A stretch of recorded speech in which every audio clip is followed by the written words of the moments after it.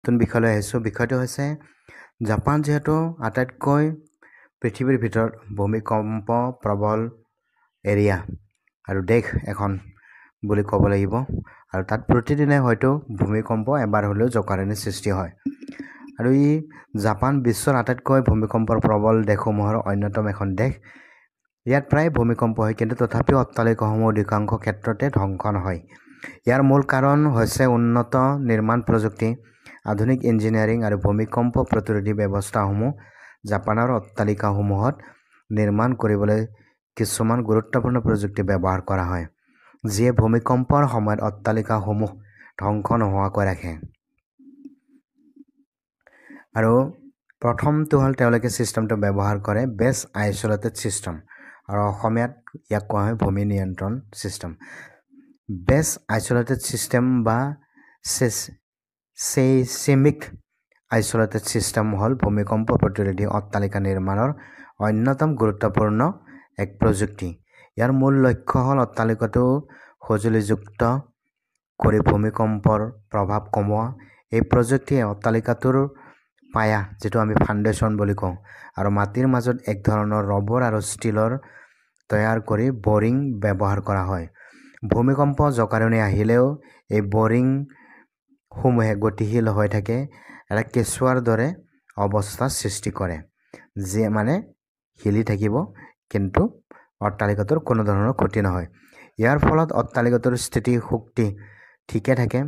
আৰু ভূমিকম্প শক্তি সম্পূৰ্ণৰূপে গ্ৰহণ কৰি লয় আৰু এই সিস্টেমত তেওঁলোকে ইতিমধ্যে জাপানত কেইবাটাও অট্টালিকা নিৰ্মাণ কৰিছে তাৰ ভিতৰত হৈছে টকিঅ স্কাইট্ৰি জাপান পোষ্ট টাৱাৰ আৰু ৰপিং হিলছ মৰি টাৱাৰ এই প্ৰযুক্তি ব্যৱহাৰ কৰি তেওঁলোকে নিৰ্মাণ কৰিছে আৰু দ্বিতীয়তে হৈছে active mass dumper ADM system এই প্ৰযুক্তি বিশেষকৈ উচ্চ তৰল স্কাই স্ক্ৰেপাৰৰ বাবে ব্যৱহাৰ কৰা হয় ইয়াত বিশাল ওজনৰ পেণ্ডুলামা বা ধাতুৰ বল কাউণ্টাৰ ৱেইট অট্টালিকাটোৰ ওপৰত স্থাপন কৰা হয় ভূমিকম্প বা প্ৰবল বতাহৰ ফলত যেতিয়া অট্টালিকাটো জকাৰণি খায় এই পেণ্ডুলামা বা বলটো বিপৰীত দিশত সৰু হয় যিয়ে জকাৰণি কমায় এই প্ৰযুক্তি টকিঅ স্কাইট্ৰি আৰু ইয়োকোহামা লেণ্ডমাৰ্ক টাৱাৰত ব্যৱহাৰ কৰিছে তৃতীয়তে ক্ৰছ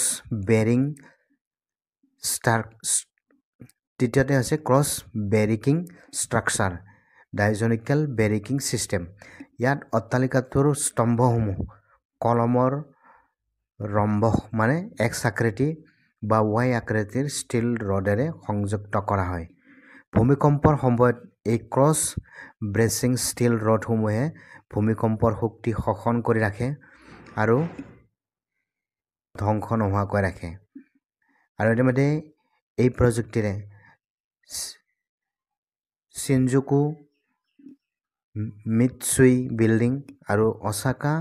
উমেদা স্কাই বিল্ডিং নিৰ্মাণ কৰিছে এই প্ৰযুক্তিৰে চতুৰ্থতে টাৰ্ণ মাছ ডাম্পাৰ TMD সিস্টেম TMD প্ৰযুক্তি এডিএমৰ দৰে কিন্তু ইয়াত মূল কাঠামো অট্টালিকাটোৰ ভিতৰত থাকে ইয়াৰ বাবে সৰু স্লিপৰীৰ দৰে বিশাল ওজনৰ পেণ্ডুলামা ব্যৱহাৰ কৰা হয় যিয়ে অট্টালিকাটোক স্থিৰ কৰি ৰাখে এই প্ৰযুক্তিৰে তেওঁলোকে ইতিমধ্যে টকিঅ মেট্ৰপলিটন গভৰ্ণমেণ্ট বিল্ডিং ব্যৱহাৰ কৰিছে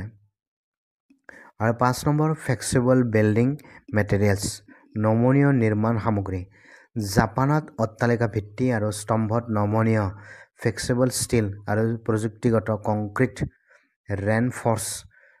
কংক্ৰিট ব্যৱহাৰ কৰা হয় এই সাধাৰণ কংক্ৰিটকৈ অধিক সহনশীল আৰু ভূমিকম্পৰ সময়ত ডাঙৰ সম্ভাৱনা কম টকিঅ টাৱাৰ আৰু মৰি টাৱাৰ এই প্ৰযুক্তিৰে নিৰ্মাণ কৰা হয় 6 নম্বৰ shock absorbing system damping system যাক কয় তেওঁলোকে ভূমিকম্পৰ সময়ত সৃষ্টি হোৱা স্পন্দন হ্ৰাস কৰিবলৈ হাইড্ৰলিক ডেম্পাৰ আৰু ৰবৰ ডেম্পাৰ ব্যৱহাৰ কৰে এই ডেম্পাৰসমূহ ভূমিকম্পৰ শক্তি শোষণ কৰি লয় আৰু এই প্ৰযুক্তিৰে তেওঁলোকে টকিঅ ষ্টেচন মোৰোনোচি বিল্ডিঙত ব্যৱহাৰ কৰিছে আৰু 7 নম্বৰতে আছে হাই টেক মনিটৰিং ছিষ্টেম উন্নত মনিটৰিং প্ৰযুক্তি অধিকাংশ জাপানী অট্টালিকাত earthquake early warning system EEWS smart sensor থাকে ভূমিকম্প অনুভূত হোৱাৰ লগে লগে এই সেন্সৰসমূহে সংকেত প্ৰেৰণ কৰে আৰু লিফ্ট গেছ লাইন আৰু অন্যান্য সুবিধা বন্ধ কৰি দিয়ে ইয়াৰ ফলত মানে এই সিস্টেমৰ তেওঁলোকে ইতিমধ্যে সুপাৰ হাই ৰিজ বিল্ডিং যেনে Sobia scramble square টকিয়া mid town tower আদি নিৰ্মাণ কৰি উলিয়াইছে জাপানৰ অট্টালিকাত বিশেষকৈ নিৰ্মাণৰ সময়ত বিভিন্ন উন্নত প্ৰযুক্তি ব্যৱহাৰ কৰা হয় যিয়ে ইহঁতক ভূমিকম্প প্ৰতিৰোধ কৰে base isolate system active mass damper cross bracing flexible material shock absorber monitoring system ইত্যাদি প্ৰযুক্তিৰ জৰিয়তে জাপানৰ উচ্চ তৰল অট্টালিকাবোৰৰ ভূমিকম্পৰ সময়ত ধ্বংস নোহোৱাকৈ স্থিতি শক্তিশালী কৰি ৰাখে এই প্ৰযুক্তিসমূহ পৃথিৱীৰ অন্যান্য ভূমিকম্পৰ প্ৰবল দেশসমূহত ব্যৱহাৰ কৰিব পাৰি যাতে ভৱিষ্যতে প্ৰাণ আৰু সম্পত্তি নিৰাপত্তাৰ ক্ষেত্ৰত সহায়ক হয় তো আজিৰ বিষয়টো ইমান আছিল জাপানত আমি কি সিস্টেম ব্যৱহাৰ কৰে তাৰ বিষয়ে সবিশেষ আপোনালোকৰ মাজত দাঙি ধৰিলো তো যেহেতু জাপান পৃথিৱীৰ ভিতৰত আটাইতকৈ ভূমিকম্প প্ৰবল দেশ তো গতিকে তেওঁলোকে এইসমূহ সিস্টেম তাত ব্যৱহাৰ কৰে আৰু যেহেতু আমাৰ ভাৰতবৰ্ষ বৰ্তমান ভূমিকম্পৰ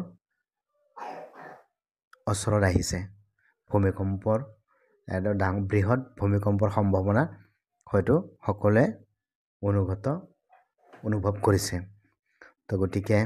হয়তো আমি ভৱিষ্যত প্ৰজন্মৰ কাৰণে এইসমূহ সিস্টেম